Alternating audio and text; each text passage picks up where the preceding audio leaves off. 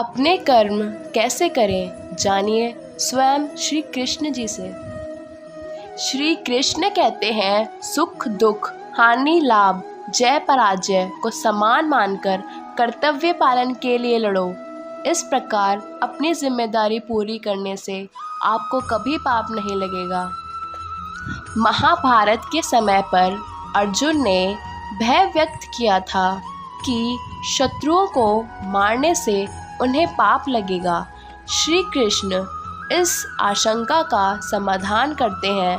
वह अर्जुन को अपने कर्मों के फल की चिंता किए बिना अपना कर्तव्य करने की सलाह देते हैं। काम के प्रति ऐसा रवैया उसे किसी भी पापपूर्ण प्रतिक्रिया से मुक्त कर देगा। जब हम स्वार्थी उद्देश्यों के साथ काम करते हैं तो हम कर्म बनाते हैं जो उनके बाद की कार्मिक प्रतिक्रियाओं को जन्म देते हैं। माधर श्रुति में कहा गया है, यदि तुम अच्छे कर्म करोगे तो तुम स्वर्गलोक जाओगे, यदि तुम बुरे कर्म करोगे तो तुम पाताल में जाओगे, यदि आप दोनों का मिश्रण करेंगे तो आप पृथ्वी ग्रह पर वापस आ जाएंगे।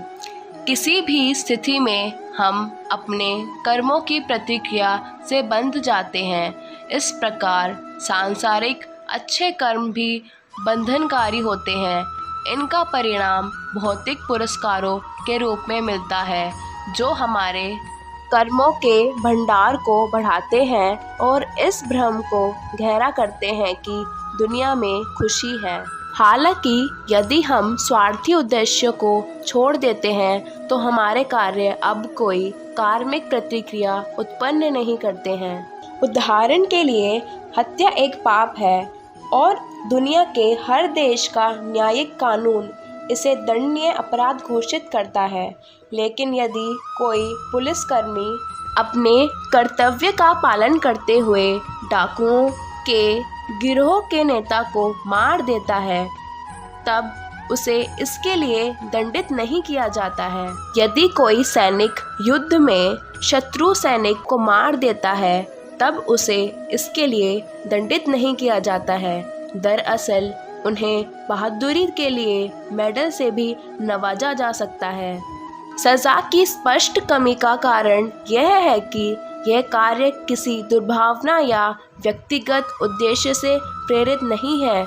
इन्हें देश के प्रति कर्तव्य के रूप में निभाया जाता है। ईश्वर का नियम काफ़ी समान है।